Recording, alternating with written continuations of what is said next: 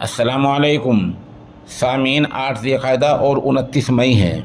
خبر کا عنوان ہے مولانا محمد کلیم صدیقی کو صدمہ۔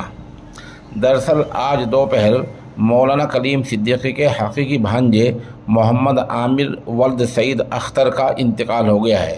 یہ انتقال حرکت قلب بند ہونے کی وجہ سے ہوا ہے۔ مرحوم ضلع مظفر نگر کے قصبہ کھتولی کے رہنے والے تھے۔ ان کا مکان اکبر خان مسجد کے پاس ہے۔ اب سوال یہ ہے کہ مولانا کلیم صدیقی تدفین میں آئیں گے یا نہیں آئیں گے۔ اس کا جواب یہ ہے، ہائی کورٹ نے ان کے اتر پردیش میں آنے پر پابندی لگا رکھی ہے۔ البتہ اس نامہ نگار کو پتہ چلا ہے کہ وکلاء عدالت سے اجازت لینے گئے ہیں۔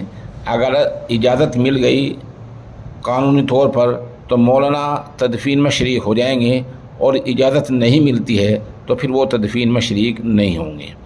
سامعین سے مرحوم کی مغفرت اور پسماندگان کے لیے صبر جمیل کی دعا کی درخواست کی جاتی ہے۔ اس خبر کے لیے سوشل انڈیا نیوز امام رئیس الدین کا نہایت ہی شکر گزار ہے۔